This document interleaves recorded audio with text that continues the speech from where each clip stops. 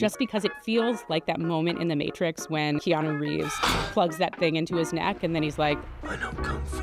Like that's a real superpower. Yes, that's what a PM feels like when you vibe code your first feature. And as soon as you have that experience of power, then you're like, okay, I'm going to invest. I'm going to learn this stuff. And it makes me really excited for the future of creativity. I think we often talk about slop and some of the downsides of AI-generated stuff. But when you put these tools in the hands of someone who loves to create, they can just do incredible things.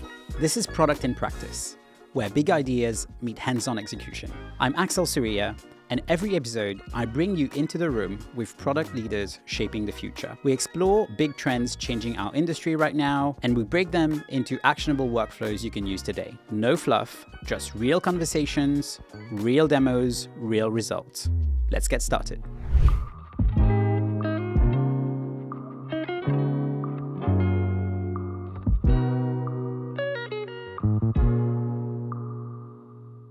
Today, I have the pleasure of welcoming Laura Burkhauser, VP of Product at Descript. Laura's led product teams at Twitter, Rent the Runway, and Le Tote, and now she's building AI-powered tools that are making video editing as simple as writing. She's best known for leading the launch of Underlord, Descript AI co-editor, and for pushing the boundaries of how creators can go from idea to publish in record time. Laura, welcome to Product in Practice. Thanks so much for having me, Axel. I had this conversation with you a few weeks back, and I was thinking two things. First, wow, what an incredible amount of energy from this person on the call. And this, my second cup of coffee was kicking in. Exactly. And then the second thing was, it doesn't happen often that I meet somebody who is as excited as I am about Descript. So I was like, wow. I love the product. I love the energy I'm getting from this person. I just need this person on the show. So thanks for coming. Thank you. Thank you for having me. And thank you for loving Descript. Tell us a little bit about you. Who's Laura? What are you up to? And what are you doing at Descript? Yeah, well, I've been in product management for over a decade now. And I'm one of those product managers that can kind of only work on a product that I myself use and love and am obsessed with.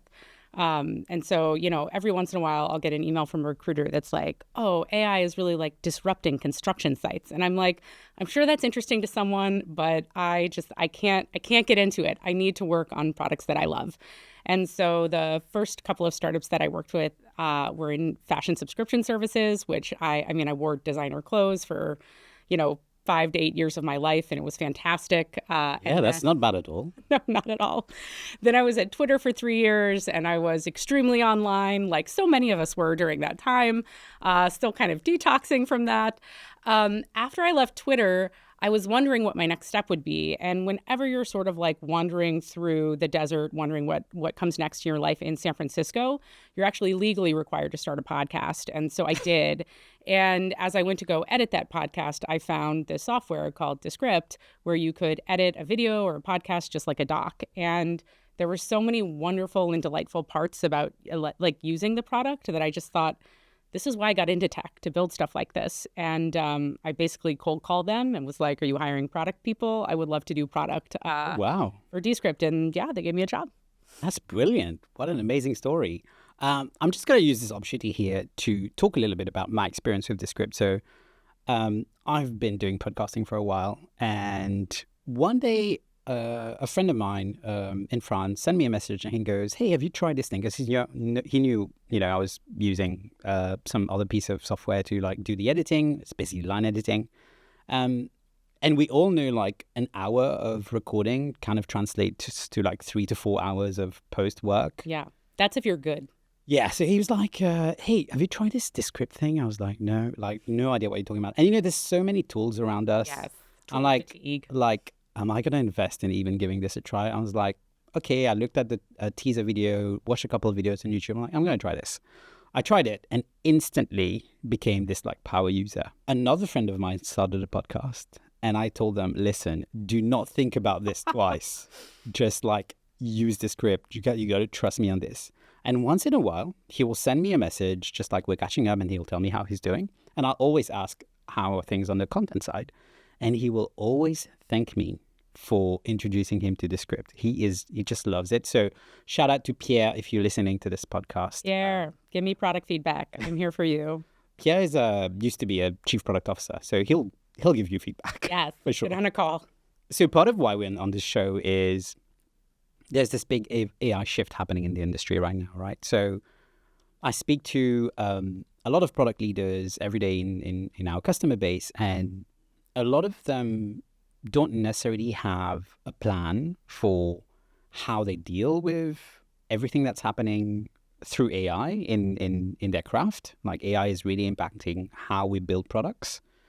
I'm really interested to understand, how did you think about this? So was there a flipping moment where you were like, okay, got to get on this AI thing? And then as a product leader, how did you think about bringing this into the team? Because there's like this big idea of AI fluency. Like, how did you think about raising that level of fluency in your organization? This is a great question, because what I would so we actually like talk about a like tech acceptance scale at Descript, where you kind of have like hostile, and then skeptical, and then converted, and then rewired. Where hostile is sort of, obvious. Like, is this for the customers or in general? Is this for your customers, for your user base, or? We actually talk about it as a company. Oh, right. Okay. For the people at Descript. Yeah. Because a lot of us are creative, and you sort of have like some people who were like ready to get a Neuralink and like just strap themselves into the future. And then other people who are more, old school and proudly so. So anyways, we talk about this tech acceptance skill, but I think it applies for customers too. And I think we all probably know people who are AI hostile. There aren't a lot of people, there are no people like that at Descript. We are like, from the very beginning, we were powered by AI. Text-based editing is AI powered before you kind of slapped AI powered on your website. Yep. But we certainly probably all know people who are AI hostile. And then there's like kind of skeptical. A lot of these people are people who've been in the business for a while, and they've been through a lot of hype cycles, and they're like, I'm interested, but is this just another one of these things? Kind of like disillusioned. Mm-hmm. And then I think where a lot of people actually are with AI right now is they're converted, but they aren't rewired. What this means is like they've kind of accepted, like, okay, AI is here, it's real, it's going to change things. I know it's going to change things. Should I be doing more to, like, I believe it, but I'm not living it yet.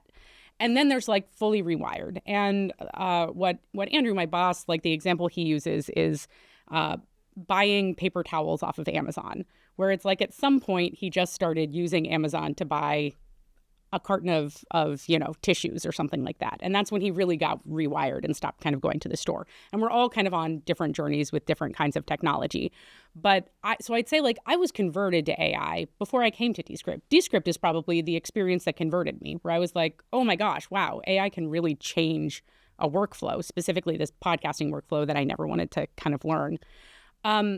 But I would say that I had then a true flipping experience earlier this year, and it came because of the Anthropic kind of Claude 4 family of products. Yep.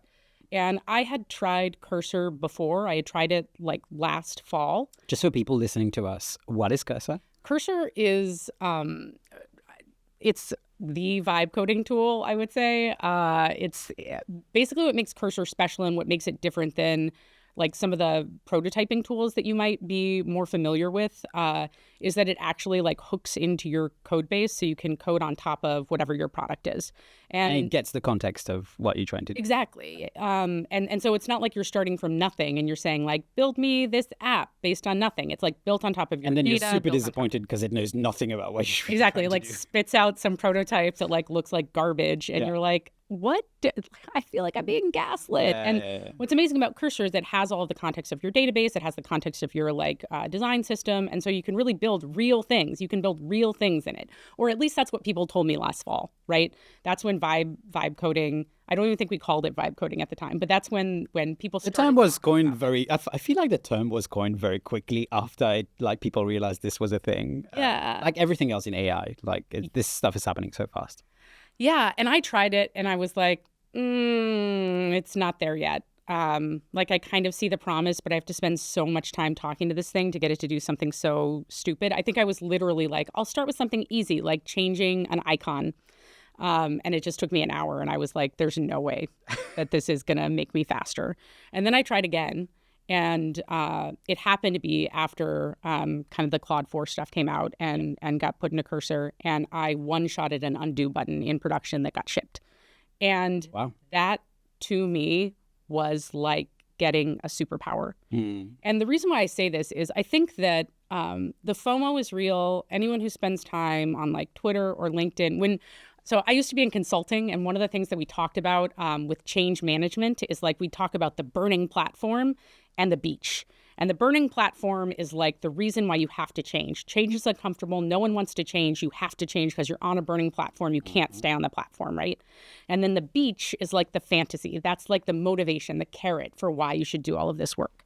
And I think that like it's very easy to feel the burning platform right now out there in the environment. People are talking about a permanent underclass, right? Like it's like very hyperbolic. Yes. And I think it's also, I don't know that people talk about this a lot in tech, but AI is not tech exclusive. It's like this societal thing that's happening because there's like so many ramifications. Like you're mentioning, a lot of people talk about inclusion, like around AI, like who has access to AI, who doesn't have access to AI, who can actually afford to pay for these tools and things like that. But going back to what you're saying, I can relate to what you're saying about the burning platform because I used to work in a very large bank and we always talk about the legacy spaghetti, which is basically like all of these like old systems and mainframes and these custom API connections that were, I'm saying API, most of them weren't, but you know what I mean? Like all this custom work and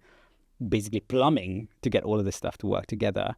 And a lot of these consulting companies came in and told us, this is the path to something that looks better, to, a easier, more manageable solution. So totally get where you're coming from.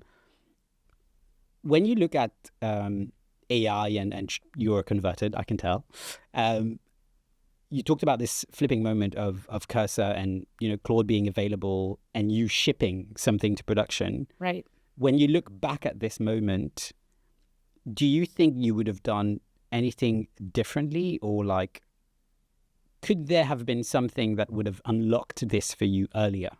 The reason I'm asking this is there's a lot of people probably listening to this show thinking, I'm kind of still on the fence about this AI thing. Like, what would your message be to them?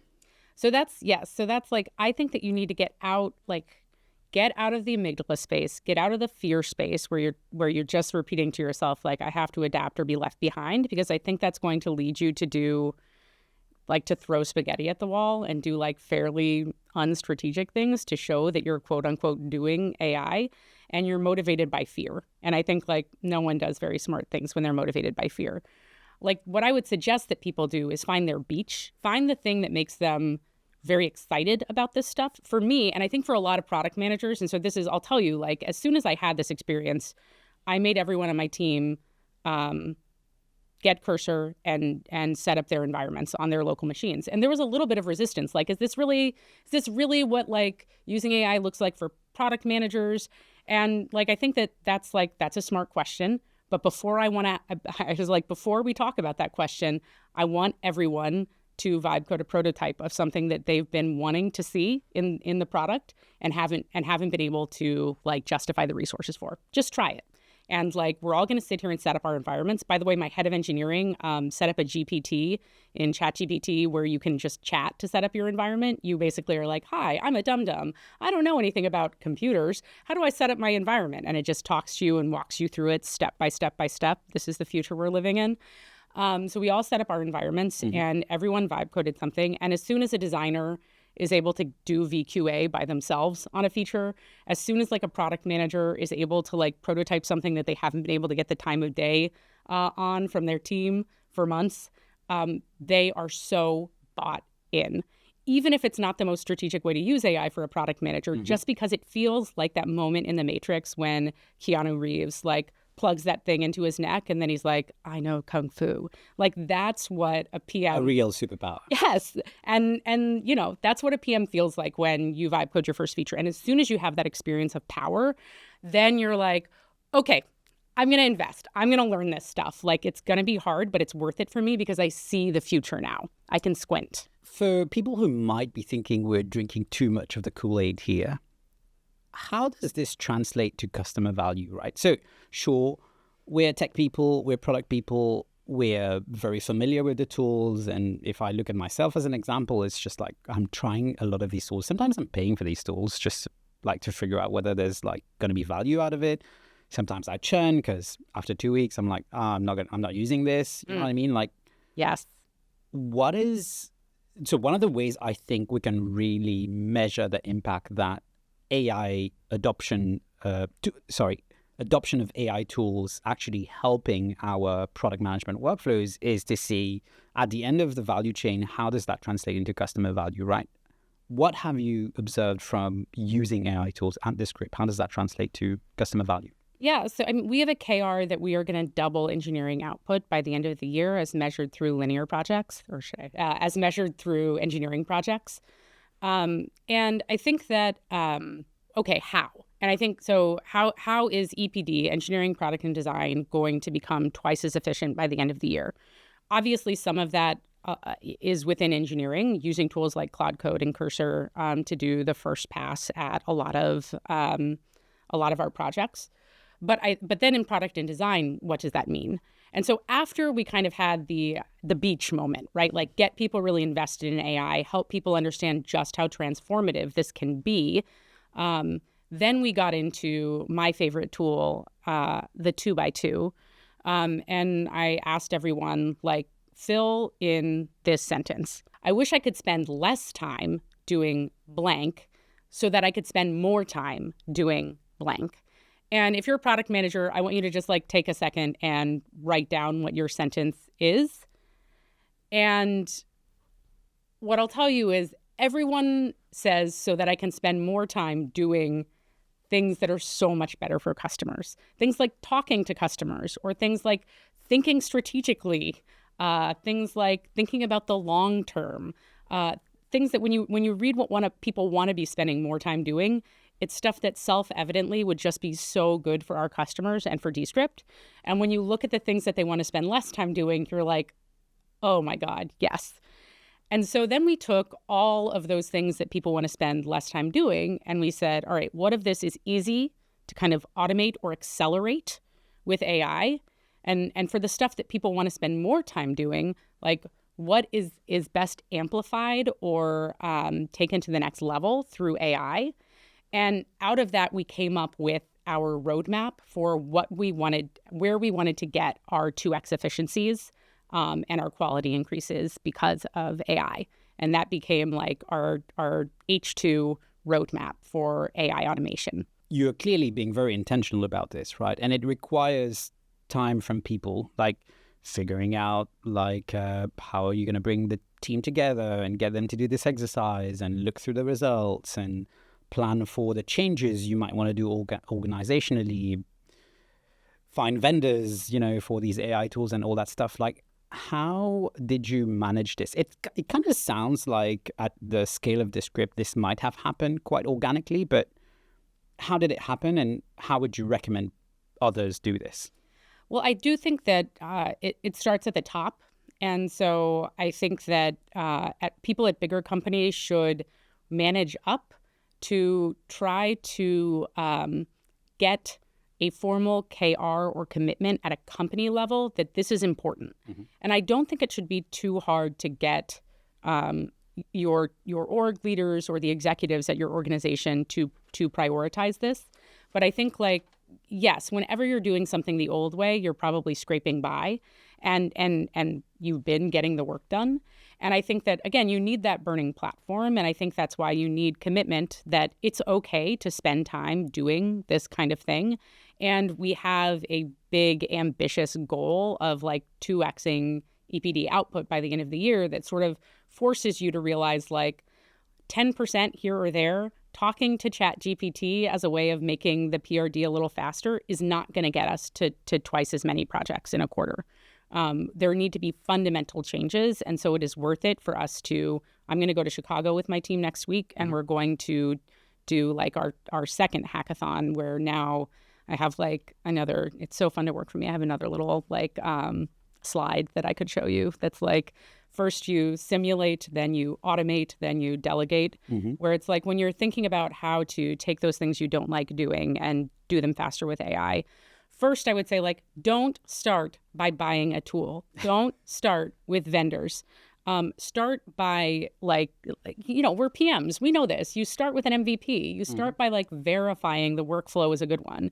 And so, and that's what I'll show you in the demo is like, we've been on the simulate. So we had all of these like nominated workflows where we're like, okay, I think we can probably get a lot of value out of automating this. Who is we? Is this you, part of the team? Me and my product team. Right. Okay. Yeah. And so this is something we talk about pretty much weekly. It's like something that we check in about.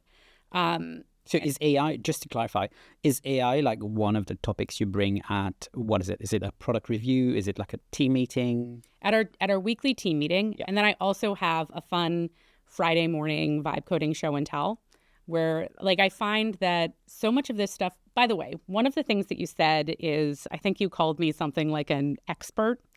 And I want to say like, we're in a fun time where there aren't a lot of experts, actually. I don't know that I would call myself that, but I think that I'm an early experimenter. And I think like if I could tell people one thing, it's like, don't wait to get a worksheet that tells you exactly how to do this stuff. We're all making it up right now. Yeah. And like, if you want to be on the faster side of things, like just start making it up. Like no one knows exactly the right way to do stuff right now. And that's scary for some people. For me, it's extremely exciting. I'm one of these people that I'm less interested in solving a problem if you know exactly how to solve it. But so anyways, so on Friday, we've been having these like weekly vibe coding show and tells. And that's really great because like we're learning from each other. So it's not like I know all of the answers and my team just needs to like listen to me. I show up to, the weekly vibe code and I'm hearing how one of my PMs is instead of writing a PRD and then doing design specs and then like engineering gets started, they're actually engineering, product, and design are spending 3 hours every Friday afternoon working through like a sub part of their backlog and just talking their way, iterating their way with prototypes into production. And okay, that's like an interesting hypothesis for how EPD might change going forward, where it's much more synchronous and like prototype, ship. But we don't know, right? Yeah. You talked a lot about doubling the output you get from the EPD team, which I think is great. And that speaks to velocity. I'm really curious about quality. Like, all well and great. Like, we're going to ship like, twice what we shipped last time. But how are you managing the level of quality of things you're shipping out there? The reason I'm also asking is, having been a Descript user for like the past, I don't know, maybe 3 years now, maybe more, there's always, to me, has been this consistent quality that I now expect from Descript. Like, how are you managing that? I mean, I think that we haven't changed our bar for quality at all. And what we aren't doing, and I'm curious if anyone is, this is the kind of thing where it's like, who knows what the right answer is? But what we're not doing is like shipping code that we don't understand just because it appears to work in production, right? Or in staging. Like, I think that we have the same rigorous code review processes that we've always had. And when I talk about vibe coding, like, it's true that for the undo button, which changed like a few lines of code that I could go and check, and then I had 2 reviewers like check in on, sometimes the PM or the designer is opening the PR. But most times it's still engineers. It's still reviewed by 1 or 2 engineers, and we still have the same QA process. Although, like, we're able to speed that up. But I'd say like we haven't changed our quality bar at all in terms of what we ship. Yeah. So you're being very conscious about verifying, double checking, triple checking what is being output from this like AI generated code or. Absolutely. And we're making sure that the AI generated code is built the way that we would want to build it, right? That it's not built, it's not a house of cards. Yeah. That it's like a steady foundation that you can build on top of. And Descript is also very lucky. Like, we're entirely web-based, which like makes things easier. And, we don't have like 13 years of tech debt or whatever. So it's, different companies are in different places to be able to do this kind of stuff. And also, something else I wanted to ask you, especially in the field of audio and video, you've had this audio generation feature for a while, which I think is amazing. With all the AI capabilities now, how do you think about, being more responsible when it comes to like, how are you using generative capabilities, right? Like you can synthesize people's voices and create videos from scratch using, whatever model is out there that's probably been trained on publicly available data. How do you think about this from your product strategy perspective? Yeah, you touched on a few things there. So just so that people know, like Descript is like one of the features we have is you've probably, I don't know how, I'm sure that the editing in this podcast is going to make me sound like I was 100% intelligible and a genius the entire time. Of course. But, truth be told, I've made a few flubs. And in Descript, what you can do is, without needing to re-record, change the word that I said to make it the word that I meant to say, and actually like update my lips so it looks like I said the thing that I wanted to say from the very beginning. Magic. Which is magic in the editing studio. It's great. They don't need to use Scotch tape to make it look like I was saying something halfway decent. But obviously you can imagine abuse vectors there. Yep. And at Descript, like what we strive to do is if your use case is a bad actor use case, we're not going to be the platform that you choose. It is going to be much harder to use us for nefarious purposes than it is going to be to use other tools. Mm-hmm. And that's kind of the standard that we hold ourselves to. If you think about a PM that's starting in the craft right now, I like to think there's like two ways to look at it, right? Somebody joining the craft now doesn't have necessarily a history about doing product without AI. But any advice you would give them, because like I can't stop myself thinking about like all the experiences that I've had in the past have given me these skills that I have now in product, right? If I had started now in this like AI forward world, I would probably have developed another skill set or leaned way more into AI, right? But a lot of stuff that I learned, and this goes back to a conversation I had with a VP of product in France, where he told me like the craft of product management is really a craft. It's like craftsmanship. Like he gave me this parallel. If you think about the blacksmiths in Japan, where they've been like basically refining this craft over centuries, right? Another parallel is like how we do this in product, and we go from company to company and we really think about, how to work on our intuition, how to work on our empathy when we're in customer interviews, listening skills, how do we derive insights from conversations that we've had, how do we communicate these insights to, for example, a leadership team or an engineering team, et cetera, et cetera. Somebody starting today in product management, their perception of the craft might be very, very different to what you and I might have experienced in the past. Like, what advice would you give them? I think that while the skills are different, my advice to people earlier in their career is the same, which is like, earn your way into the room where context is shared. I've been talking about context, it's funny, like I've been talking about context in the human world for like decades now. But now, of course, when we hear the word context, we think about context engineering and the context that we give, ChatGPT or Cursor to be able to like do to execute well. But context is currency at organizations. And what you're doing as a junior person at an organization is providing value to people who have context so that you can be in the room where the context is shared.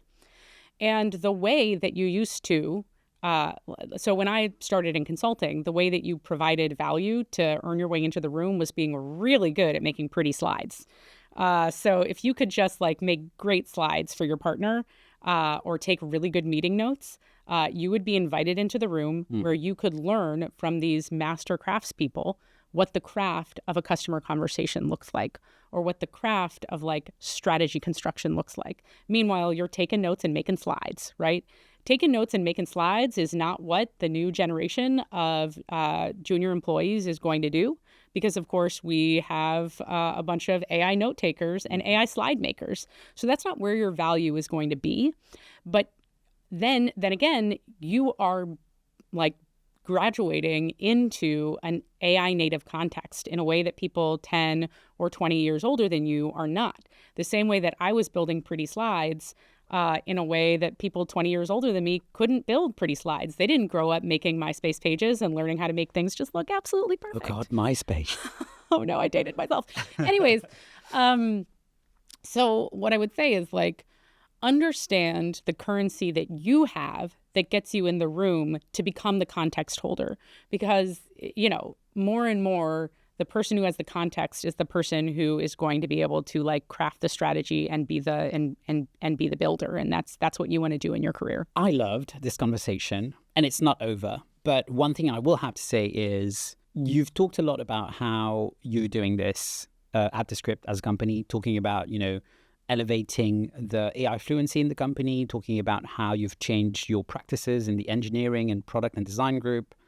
It all sounds great and fascinating. I'd really actually love to see how you're doing this, right? So part of this show is we want to get hands-on, and we want to actually see how somebody like you, Laura, would actually use AI tools to, you know, accelerate the workflows or provide more value to the customer. How does that sound? Sounds great. Love to do it. Okay, let's do it. So a big part of product and practice is the practice part. And I wanted to see how Laura actually uses AI day to day in her workflows as a product leader, and how does that actually materialize. So Laura. Okay, I'm excited to show you a little bit about how I've been simulating the workflows that I'm hoping to automate now over the next month with my team. And specifically, I've been looking at least my least favorite part in the product life cycle, and that is post-launch. Okay. I am a little bit of that toxic PM that like is so excited about launch. Let's move to the next thing. Yes, and then yes, as soon as I cross that finish line, I'm like, what is the next product that I will start? And there's a lot of stuff we need to do post-launch. You know what? I love that you chose this specifically also, because not a lot of people talk about go-to-market or distribution, or, you know, once the feature has shipped, like it's only the beginning. There's a lot of work that needs to happen. So super excited for what you have to show us today. Yeah. So a lot of stuff from post-launch came up in our 2x2 of things that I wish I could do less of so I could spend more time doing other things. Okay. And some of the stuff that came up was writing progress reports about how feature launches are going, writing release notes or change logs, writing help center updates, or providing the documentation to the people who will write help-centered updates. Yeah. Any kind of like social posts, or like, and I find this in podcasting too. If you talk to podcasters and ask them what their least favorite part is, they're like marketing it, and dashboard creation. So these are all things PMs have to do. Many of us don't like to do them. Ripe for automation. Yeah. So and also PMM teams, right? So there's a lot of product marketers out there who are also trying to understand how they can make the most out of the AI-powered tools available today. So I think that's also great for them. Yeah, and so the two tools that the tools that I'm using here, just to be clear, are Notion, and I'm only using that. Not using any AI features there. I'm just using that as the holder of a lot of context at our company, lives in Notion. And then the only AI product that I'm using is Cursor, and this is sort of part of my general hypothesis around how you should become savvy about AI, which is like, don't start by buying 50 tools and learning 50 different tools. Like, start with a couple of really powerful ones and use those to identify where you want to buy versus build. So I'm using Cursor because Cursor has ground truth for the post-launch experience, in that, like, we all know as product people, when you write that PRD, you write the way that you think the product is going to work, and you think all the features that are going to get shipped. And then something with some similarity to that PRD actually gets shipped. And I know like at Twitter, like a bigger organization I was part of, there were like all of these PRD update processes I had to follow where it's like, please document every decision made between now and launch so that we can like have ground truth for how the feature works. But ground truth for how the feature works already exists. And do you know where it exists? In the code. Correct. And do you know who has access to the code? The beautiful agent that lives inside of Cursor. And so you can actually use Cursor to do. This is like an off-label use of Cursor. I love off-label uses of AI. You can use Cursor to do things like generate your progress reports, generate your release notes, your help center updates, your social posts. And I'm working on dashboard creation, but I'll be honest with you, I have not gotten as far in simulation of that as I want to. I mean, this already sounds like a lot of ground to cover anyway, so I'm just excited for us to dive in. Yeah, exactly. So let's see. I'm going to start by just whenever I work with AI, I like to make sure we're talking about the same thing because that prevents hallucination. So if I just say like, hey, let's talk about the generative video through the agent feature, and I leave it at that, maybe it's going to like know what I'm talking about. Or maybe it's going to be like, okay, I don't know what you're talking about, but I'm going to pretend. And that's where you can really go off kilter. So I'm saying like, I'm going to provide the right PRs for context. And I just copied and pasted those from GitHub. So just for context, what are we doing in this flow and what are you expecting the result will be? So with this prompt, all that I'm doing is trying to make sure that Cursor and I are talking about the same feature so that then all of the follow-on things that I ask it to do about that feature are going to be correct and based on what's really happening. You're basically setting the context, right? Exactly. Okay. And I always do this when I'm vibe coding too. I'll say like, okay, I want to add a button in the systems menu bar. Like, here's a screenshot of it. What can you tell me about this code? To just like make sure that it's like, great, okay, we're talking about the same systems menu bar. Now let's talk about what I want to build. And you can see that it's showing me this. So it's saying like, okay, here's everything that I know basically about how generative video in the agent launches. This is something that we launched yesterday. You can now create generative video through agent Underlord in Descript. Brilliant. So, okay, what do I want to do now with this information? Well, I want to create a progress report.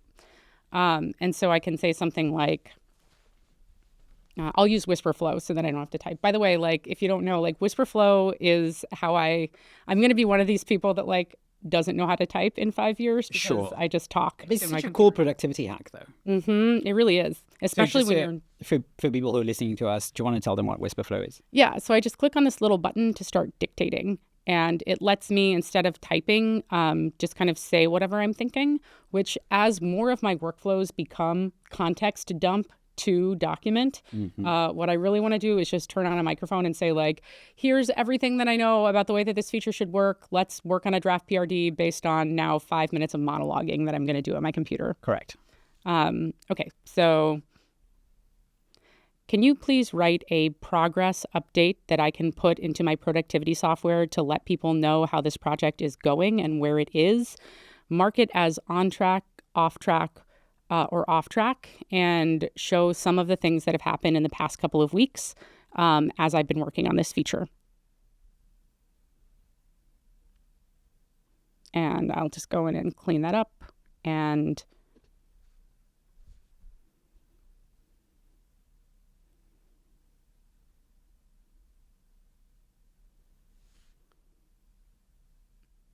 it doesn't know if I'm on track or off track because it doesn't have that context. Correct. But it provides both, and there I go. And it has like helpful links to the pull requests and everything. So it becomes, I can just copy and paste that into whatever internal systems I have that keep track of these things. Again, because it has access to the code base, so it already has this like internal knowledge, right? What it doesn't know is like, when did I promise to have this feature out? So that's why I need to like update whether it's on track or off track. But okay, like now let's talk about release notes. So one of the things I can do is actually like we have this changelog guide where we have these things that we think should always be mentioned when you're writing a changelog. Yep. And what I can do is just like update Cursor's memory to always know that. And I can say like, I'm now going to give you context for what should always be included whenever I ask you to create changelog copy. So if I ask for changelog copy, please include all of the following. And then I can just paste in that stuff from that Notion doc.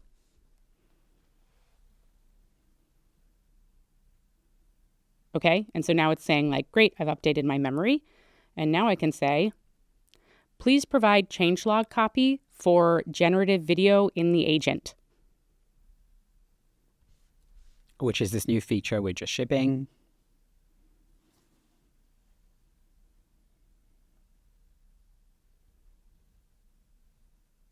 And now I can just send that to PMM and they have everything that they need for the changelog. I didn't have to write anything. And it took us a few seconds, really. That's right. Yeah.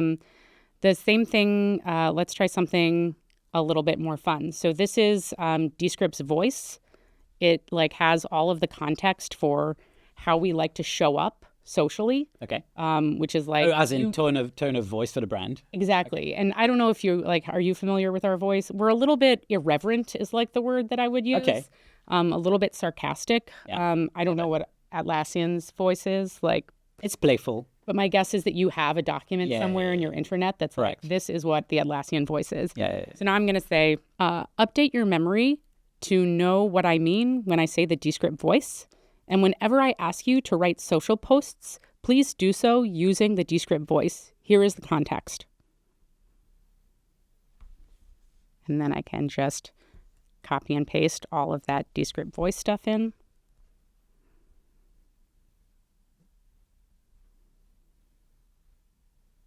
This is a PMM stream, really.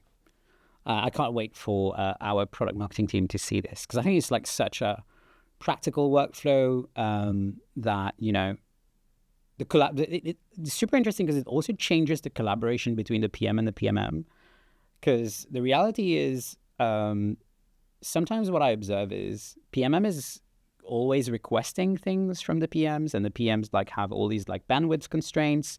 This just fluidifies all of that, right? Yeah, it's true. And I think like also it really solves that problem that we talked about where like the PM and the PMM, in my experience, often like have a pretty good touch base at the beginning of a project. Yeah.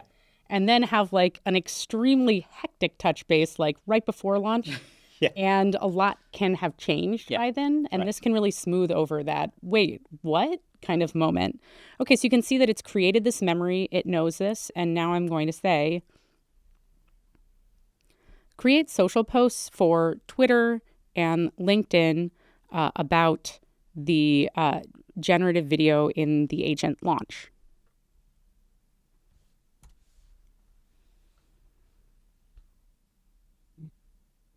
And you can see it remembers to do it in the Descript voice. And so you can imagine just a whole launch kit getting... So, okay, now let me tell you about what I plan to make over the coming weeks. And it's like, I want to make it so that there is an automatic launch kit that gets created whenever we release a feature that has all of the things that a human would generally generate as part of the launch kit, kind of pre-generated. Now, we're not yet at the place where I talk about delegating, right? Where it's like, my guess is that that PMM's going to look at this and be like, okay, this is all right, but it's not quite perfect. And they're going to want to continue to have a human in the loop. But at some point, the goal will be to fully delegate. So just as a reminder, your framework for this is simulate, automate, and then delegate. So That's right. You're saying right now, this kind of works really well in the simulate and automate phases. Next up would be delegate. Right. I would say that this is now a proof of concept. Right. I've simulated it and I've gotten buy-in that like this is something that we want to invest resources in automating. When you get to the automate phase, then the decision you need to make is like, okay, do we want to build it internally? And I think with this we do. Or do we want to buy a piece of software that does this? And I think for dashboard creation, I'm starting to believe that we may need to actually have, like, that might be a buy opportunity instead of a build opportunity. So that's kind of what I've been triaging. Okay, now just for fun, and because I have to show you a little bit about Underlord, I'm going to ask it. I also remember being part of the user research for Underlord. So I had this call with somebody from the Descript team, and they basically told me, because I had signed up for research, and they said, hey, it sounds like you want to automate a bunch of things in your current workflow. So this was obviously pre-Underlord, and I didn't know that you were building anything, right? I was kind of expecting you would do something at some point. So I jumped on a call with this person at Descript, I think product manager or researcher, And they asked me a bunch of questions around my typical workflows. And then after that, they walked me through a prototype. And basically, the prototype they showed me, so there was like a mood board, like some images of what you had in mind for this co-pilot. And then I basically look at everything that I was being shown and thought, this is like a solution to everything I just mentioned in the first part of this interview. So this is great. And then a few weeks later, Underlord was there and I was just like mind blown. So well done, team. Okay, so now I'm going to say, using everything you know about how Agent Underlord works, check out the main agent prompt and all of the sub-agent prompts. Create an effective prompt for a launch video that I could create in Descript about making generative video using Agent Underlord. That was a bit meta. Yeah, the snake is definitely eating its own tail.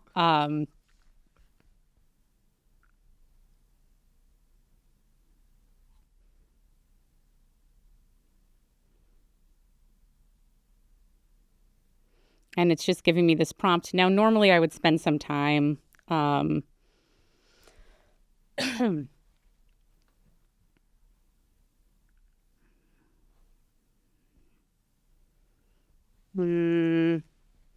don't like this one. Let me try again. Yeah.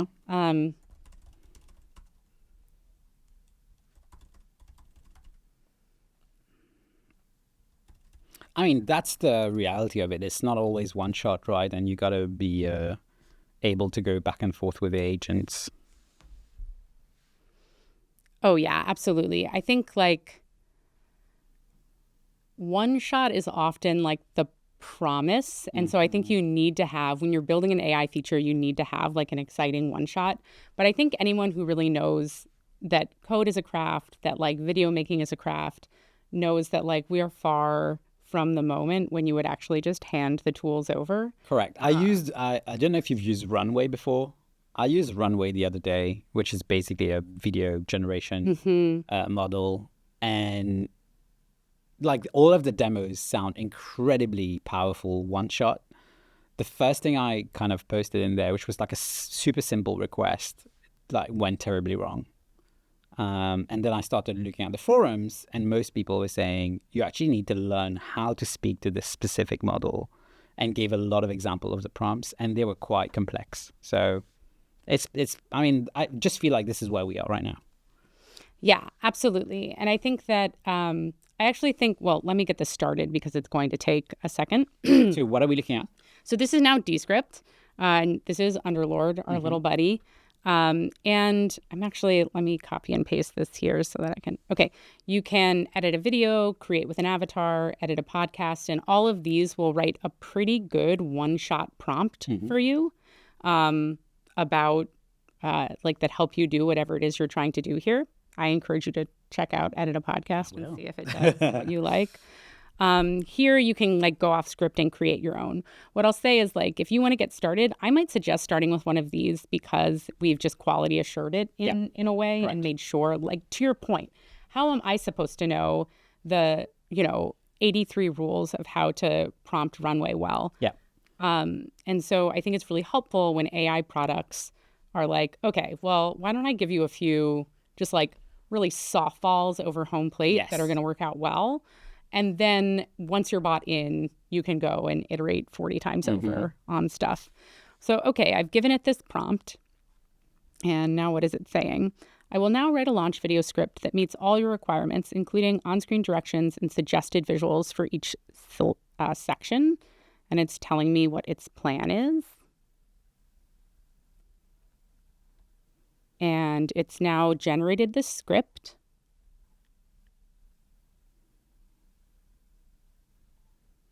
It's talking about some of the use cases. It's added an AI voice, Kyle, who's going to be speaking. And it's asking me if I want to stop here and look over the script. And I probably would at this point. But I'm going to say, no, go ahead and... Oh, sorry. Let me try that again. No worries. I'm going to say, no, go ahead and add visuals.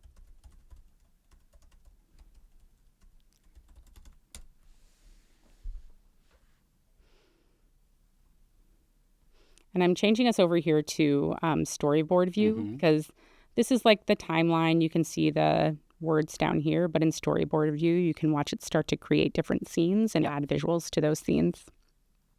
Love that.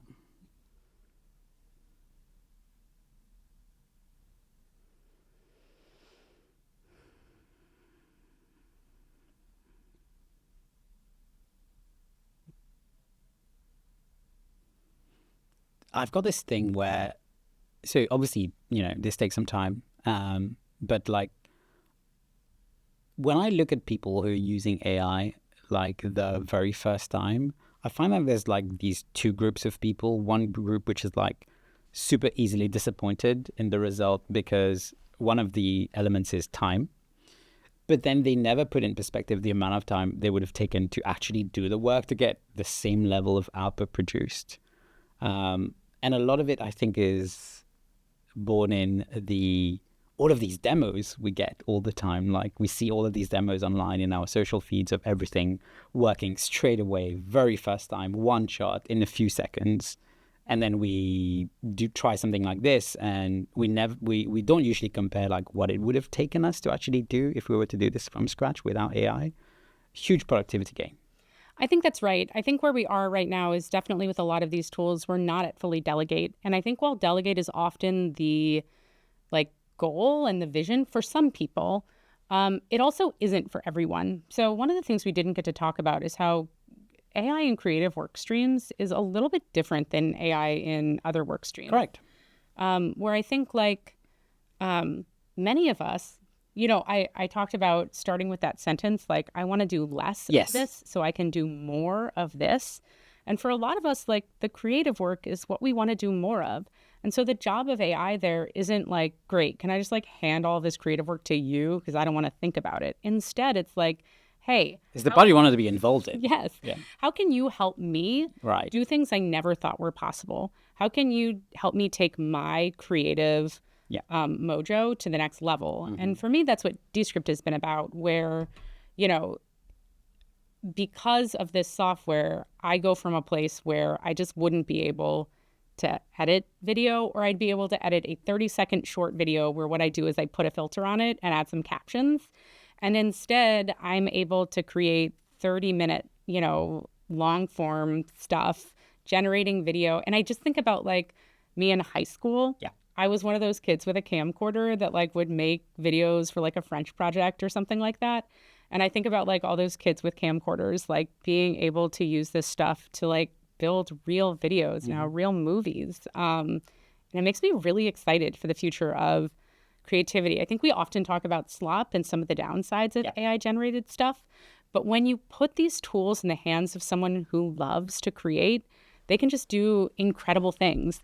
Okay, so now what it's done is it's like storyboarded out stuff and decided where it thinks I should show a screen recording of how to use it and where it thinks I should add generated B-roll. And I'm going to just tell it to, so it says, do you want to preview or adjust any scenes or visuals, add custom media or generated images for the B-roll example, or move on to voiceover, captions, and export?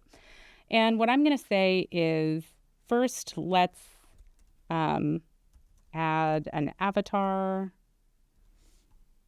and that will just take these camera, like it's giving me an option of like, I could record over this. Oh, right. Or basically I can have someone present it for me. And in this case, just, okay, that's Kyle. We've brought him to life.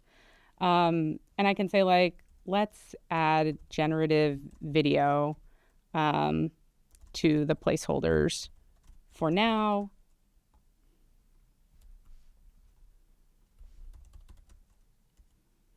What kind of style do we want to use? Let's use cinematic.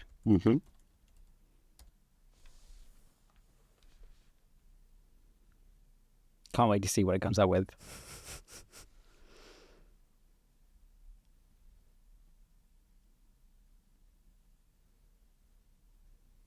And it kind of tells me what it's going to come up with. So it says, okay, so it's going to come up with video and have it magically appear, visual metaphor for words into moving pictures, create a cozy coffee shop interior with warm lighting and people working on laptops in the background, show a time lapse of vegetables growing in a rooftop garden. Wow. I'm sure this makes sense if you read. Yes, Yeah. create a cozy coffee shop interior. Okay, so that like is referring to the script. So it'll go through and create that for me. What I love about this stuff is launch videos are the kind of thing that I think has felt purely outside of the realm of the PM's abilities for forever. And I've been challenging myself to create more video this year. And it's been really exciting as the PM of a project to be able to like create the launch video myself, share some of my thinking and like bringing this feature into the world, and to hear directly from customers. And it's created this really authentic way for me to communicate with our users who themselves are making videos too. So I think like PMs making video and doing more of like the launch work, it's achievable for you if it's something that you've always been interested in. And if you haven't been interested in it, I think like you may want to consider it. A lot of fun opportunities. How do you see that it changes your relationship with, because like the lines are blurred now between like, you know, different roles, PM, designer, engineers, with everybody having access to tools like this. Has it changed your relationship with PMM? Like, how does that work? I think that our roles are all going to change. I think that we're spending too much time focusing on like the worst possible scenario of like, in 6 months, no white collar workers will have jobs. And like, I'm not there. But I think that where I am is that in 2 years, the role of the PM is going to look very different. The role of the product engineer is going to look different. The role of the product designer and the product marketer are going to be different. And I think some of what's going to happen is I've always felt that product teams, the product engineering teams like work best when that three-legged stool, everyone's a little bit in each other's lanes. Yes. When PMs are a little bit designy and designers are working directly with engineers. And I think like this just allows that to be even more the case. And so I think that the way that we staff projects may look different where everybody's a builder, basically. Exactly. And so I think that as long as you're a builder at heart and as long as like you've got the customer in your sights and you love to ship value for them, like there's a place for you in the PM or the PMM like role in 2 years. But the skills, the things that you're doing may look very different. And again, like I just encourage people to get into like the excited part of that and think about the possibilities instead of hiding under their covers and thinking about like, oh God, everything's changing. There's a lot of good things that are going to change. Thanks again, Laura. For this last segment, I've got a few questions for you. These are quick ones. So the first one is, are there any resources you've found particularly helpful when thinking about how you raise your own AI fluency and capabilities, or when you had to do it for the team? Yes. So by resources, you mean like things that I'm reading or people I'm listening to? Reading, listening, could be a training course, literally anything. I think that the thing that has been the most helpful for me is this kind of goes back to my tip about like not waiting for the luminaries to give me the right answers. But it's been forming kind of my own personal peer network around this stuff. And so there are a couple of people that I've met at dinners that like I now meet with them regularly, and we just talk about how we're doing this work as org leaders. And then honestly, like almost like a community of practice. Exactly. Communities of practice, I think, are the best thing to do. So I have a community of practice, like a leadership community of practice, and then I've worked hard to make my team that community of practice where like an important part of our culture is us sharing the things that we're doing and creating like a Slack channel around it and really showing that this kind of behavior is rewarded. And that kind of keeps all of us on the latest and greatest stuff that's being shared around. So I think communities of practice are the way to go here. We have an AI Slack channel internally at Atlassian as well for all the new workflows people are experimenting with. It has a lot of traction and everybody loves it. I love it. I'm always in there, sometimes sharing, but more looking at what everybody else is doing in the organization. It's actually quite inspiring.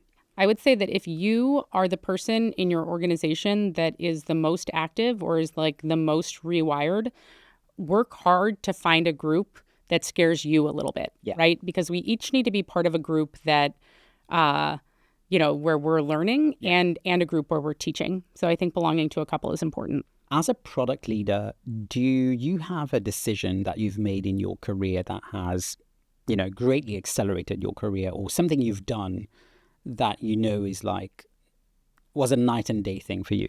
I mean, I think like the advice that I have two pieces of advice to accelerate your career. The first is to always make sure that you have an internal champion. If you don't have an internal champion, ask why, and you might need to leave, right? Like you need to work at an organization where at least one person who is senior to you is rooting for you specifically. So cultivate that relationship and find your champions. And then eventually you'll get to a level of seniority where it becomes difficult for you to find appropriate peers in the organization. And there it will be important for you to find like kind of the same thing I was talking about. Find your outside of the org board of directors that you can come to and talk to honestly about what's going on in your career and at your work. Almost like your personal career advisory board kind of thing. That's right. And I think like when you're earlier in your career, a lot of your peers at your organization can be that for you. But once you're an org leader, it becomes much more difficult to find that internally. You'll need to go outside of your comfort zone and find that externally. I love that. There is this show that I love on BBC Radio, which is called Desert Island Discs. It's been around for since the late 50s. Basically, the whole concept of the show is going through a number of records the guest has selected, usually 10, and you talk through the stories around why you would bring this particular record on this desert island. So we're going to imagine, bear with me, that you're stranded on a desert island. Okay. And I want you to tell me, if you had to choose one book to take with you, what would that book be and why? And then if you could only eat a single dish, right, for, eternity on this desert island, what would that dish be and why? Okay. I'm going to try to divorce myself from the logistics of the scenario. Please do. And this is not a trick question. Exactly. It's not a riddle. I think the book that I would read is The Brothers Karamazov. It's a book I first read in college. We spent 10 weeks reading it just very closely, and I found it at the right moment in my life. But I think it's like the right mixture of sort of realistic about the way that the world works and hopeful about the way that it could work. And I feel like indulging in that despair and risking that hope is probably the right headspace for being deserted on an island in the middle of nowhere. And it's also quite long, so I could probably... It'll keep you busy for a while. Yeah, exactly. Right. What about the dish? Yeah. This is one of the most difficult questions ever, which is why I love it. I think it is. And I think that the answer is like a salmon poke bowl. Okay. I think it's complete protein, right? Or a complete meal. You have your rice and you have your protein. I'm assuming I can have whatever, avocado and furikake. Let's not worry about it. All the ingredients. Some edamame. But I think there you have, it's like a complete meal. It's pretty healthy. And it's delicious. It would probably take me a few months before I got sick of it. Love it. Maybe a cruise boat would come around by then. Love it. Thank you so much, Laura. Thank you, Axel. For coming on the show. I really loved having you. Thanks for sharing all of this wisdom. And yeah, good luck with everything you're doing at Descript. Thank you. Thank you so much. It was such a pleasure to be here and talk a little bit about all this stuff with you. Love it. Ever wonder how the best product leaders actually work day to day? Not the polished slides, the real steps, the tools, the messy middle. That's what we dig into on Product in Practice. I sit down with people building the future and we walk through their actual workflows so you can see exactly how to get things done and take those ideas back to your team. First episodes are up now at atlassian.com/Axel. That's AXEL.